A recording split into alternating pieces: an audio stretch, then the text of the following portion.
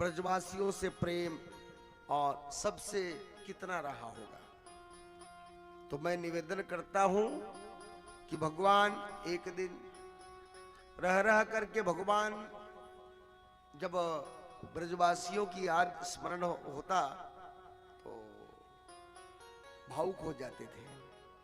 और उसको देखकर रानियां कभी कभी मजाक करती थी भगवान साथ, अच्छा ब्रजवासी इतना प्रेम करते हैं, हमसे ज्यादा तो नहीं करते होंगे, लेकिन आप भी बड़े ऐसे हैं कि उन्हीं को याद करते, हमारा ध्यान हमारा ख्याल नहीं रखते।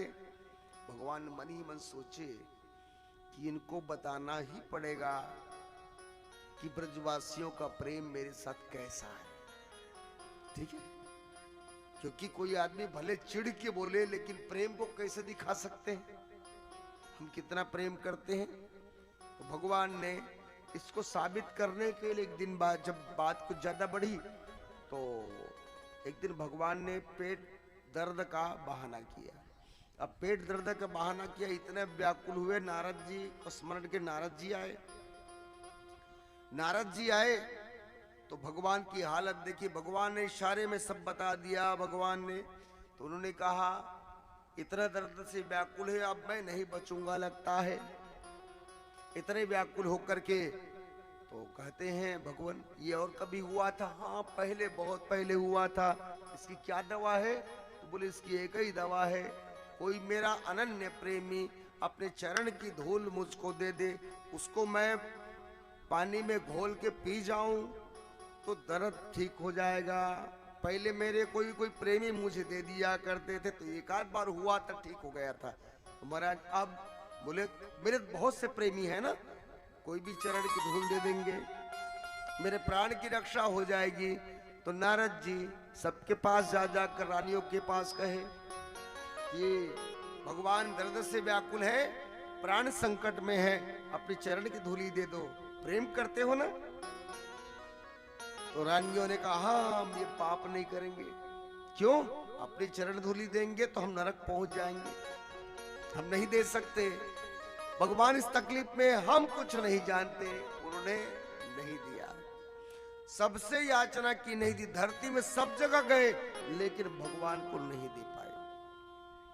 तब नारद जी ने भगवान की प्रेरणा से ब्रज जाने का विचार किया और वहां वृंदावन में पहुंचे। और पहुंचते ही नारद जी ने जैसे पहुंचा और गोपिकाएं पूछती कुशल मंगल समाचार, भगवान कैसे हैं? तो नारद जी ने समाचार बताया, भगवान की हालत बहुत खराब है। बोले कैसे? बोले दर्द, पेट दर्द से व्याकुल है, इतना कि उसकी हालत बहुत ज्यादा खराब है, हमें लगता है कुछ भी हो जाएगा। गोपिकाएं व्याकुल हो गई कि अरे उसका इलाज होता क्यों नहीं, करते क्यों नहीं? बोले कोई प्रेमी अपने चरण के धूल को दे तो ठीक हो जाएंगे। तो उनका प्रेमी नहीं मिले क्या? बोले है तो बहुत, लेकिन नरक जाने से डरते हैं कि जो भगवान को अपने चरण धूली दे उसकी दुर्गति हो जाएगी। गोपिकाओं ने कहा ला नारद जी हमारे चरण के धूल लो, हमारे चरण के धूल लो और ले जा करके भगवान का इलाज करो, उनको स्वस्थ होना चाहिए। तो नारद जी ने पूछा कि गोपिकाओं तुमको अपने दुर्गति का डर नहीं है क्या, नरक जाने का डर नहीं है क्या? तो गोपिकाओं ने कहा कि भगवान के लिए, उनके सुख के लिए यदि हमारा जीवन 1000 बार भी नरक में जाए और 1000 बार नरक की तरफ दुख पाए तो भी हम तैयार है, लेकिन परमात्मा को दुख नहीं होना चाहिए। अरे परमात्मा के लिए जीवन हमें मिला है, उन्हीं के लिए मिला है, उन्हीं के लिए समर्पित है।